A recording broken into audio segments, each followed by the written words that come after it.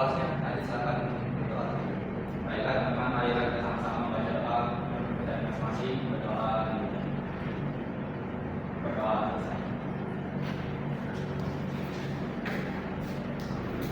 Baik, minggu lalu kita sudah mempelajari tentang apa itu ilmu ekonomi. Nah, ada yang masih ingat tidak pelajaran minggu lalu tentang ilmu ekonomi apa? Baik Pak, Iya, Din. ilmu ekonomi itu adalah ilmu yang mempelajari perilaku manusia untuk memenuhi kebutuhannya yang tak terbatas dengan sumber daya yang terbatas. Bagus sekali ya, Din.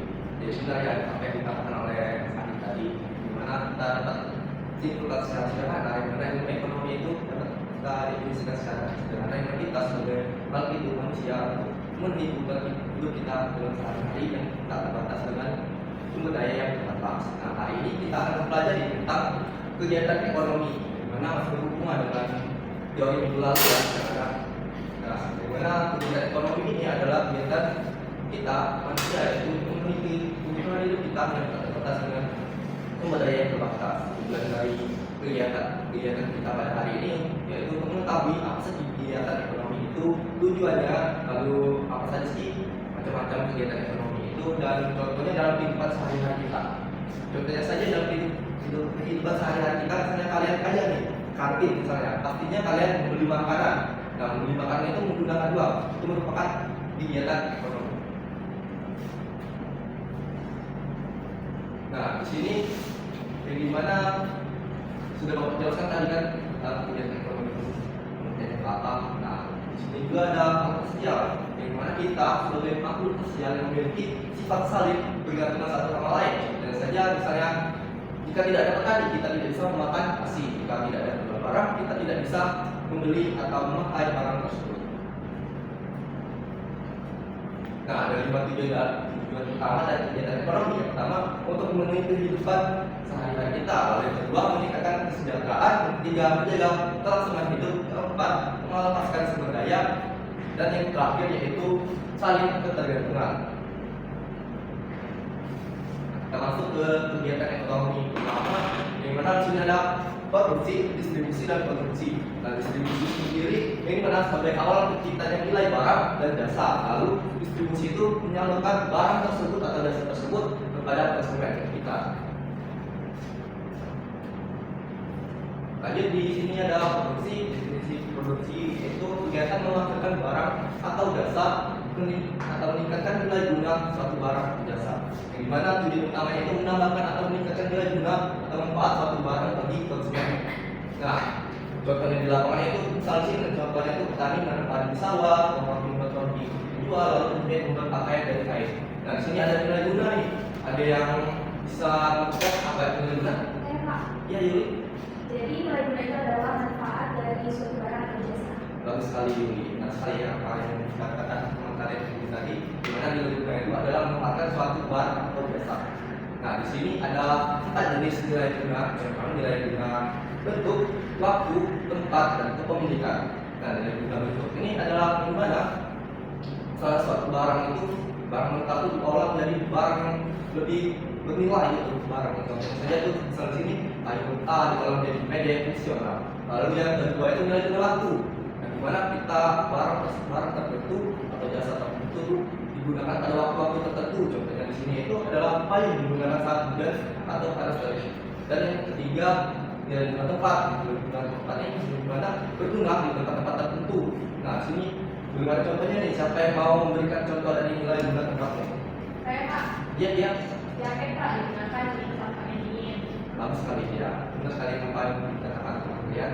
Jaket tadi yang digunakan di tempat yang dingin, atau pakai tebal yang digunakan di tempat-tempat yang dingin. Lalu nilai guna kepemilikan. Ada yang bisa memberikan contoh? Saya Pak. Ya, jelas. Contohnya itu buku di toko Pak. Ada bermanfaat jika kita beli atau beli. Bagaimana itu jadi pendapat gila tadi? Setuju Pak. Bagus sekali, benar yang apa dikatakan gila tadi. Dimana buku di toko akan lebih bermanfaat dan lebih berguna di tempat miliki. Atau contohnya itu motor di toko. Gitu. Nah, lanjut ke distribusi. Distribusi adalah kegiatan menyalurkan barang atau jasa dari produsen ke konsumen. Nah, yang utamanya itu barang sampai dan digunakan konsumen, lalu memastikan ketersediaan antar wilayah, dan yang terakhir menjaga stabilitas pasokan di pasar. Nah, ada yang bisa memberikan contoh dari distribusi ini?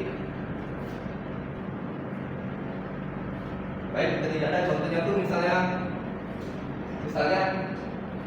kita membeli barang di Shopee, di mana barang tersebut akan diolah oleh produsen, di mana akan dijemput atau diambil barang tersebut oleh agen atau JNT, contohnya JNT, transaksi cepat atau lain sebagainya. Nah, lalu diantarkan ke kita, itu bisa disebut distribusi. Lanjut ke saluran distribusi, di sini terbagi menjadi 3. Yang pertama distribusi langsung, distribusi perantara, dan yang ketiga distribusi tidak langsung.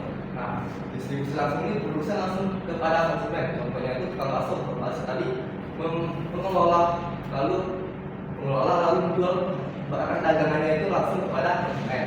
Lalu distribusi segi perantara. Nah, distribusi segi perantara ini contohnya tadi penjahit menitipkan pakaiannya di toko. Nah, lalu distribusi tidak langsung menggunakan perantara sepenuhnya. Contohnya tadi yang Bapak sebutkan tadi ya, yang dimana misalnya Shopee tadi. Lalu lanjut ke slide selanjutnya yaitu konsumsi. Nah, konsumsi di sini dapat kita definisikan sebagai kegiatan menggunakan barang atau jasa tersebut. Lalu tujuan utamanya itu memenuhi kebutuhan memaksimalkan proses utility, dan contoh tindakannya itu membeli dan mengkonsumsi makanan sehari-hari. Yang kedua, menggunakan jasa transportasi untuk mobilitas. Nah, di sini ada 4 ciri utama dari aktivitas konsumsi. Yang pertama yaitu sini ada tujuan langsung yang dilakukan untuk memenuhi kebutuhan secara langsung. Misalnya kita lapar nih, ini makan, berarti itu proses. Lalu ada pengorbanan, memerlukan pengorbanan ekonomis berupa uang atau barang tertentu. Lalu ada aspek manfaat nih, apa sih manfaatnya dari barang tersebut? Misalnya makanan tadi bisa kita membuat tingkat kenyang gitu. Lalu menyusun nilai. Nah, nilai guna barang akan berkurang atau habis secara bertahap. Lanjut ke hubungan antar kegiatan ekonomi. Di sini di mana produksi ini menghasilkan barang atau jasa sebagai itu distribusi, lalu distribusi menyalurkan hasil produksi menuju titik konsumsi, lalu distribusi menggunakan hasil produksi untuk memenuhi kebutuhan kita. Nah, jadi ketiganya itu saling berkaitan ya anak-anak, yang dimana jika tidak ada salah satunya pemenuhan kebutuhan tidak berjalan baik.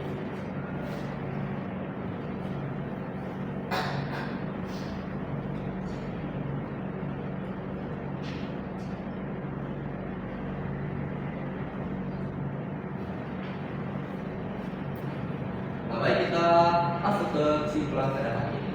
Di mana kesimpulan pada hari ini yaitu kegiatan ekonomi merupakan aktivitas yang dilakukan manusia dalam rangka memenuhi kebutuhan hidupnya yang tidak terbatas sementara yang terbatas. Nah, di kegiatan ekonomi tadi terbagi menjadi 3 ya, yang mana produksi, konsumsi, dan distribusi. Di mana ketiga tadi saling berkaitan. Jika tidak ada ketiganya, maka kegiatan ekonomi itu tidak bisa berjalan dengan baik. Baik, sekian dari Bapak materi Bapak hari ini. Ada yang ingin ditanyakan? Ya. Baik, mungkin itu tutup pada hari ini. Baik, jika ada yang tidak ada yang ingin ditanyakan, Bapak ingin memberi tugas nih pada kalian semua, di mana silakan kalian kerjakan tugas halaman 50, di mana pilihkan soal 1 sampai dengan 15 dan 20 untuk ya anak-anak. Ya. Baik, jika tidak ada pertanyaan lagi, Bapak tutup. Bapak akhiri wabillahi taufiq wal hidayah. Wassalamualaikum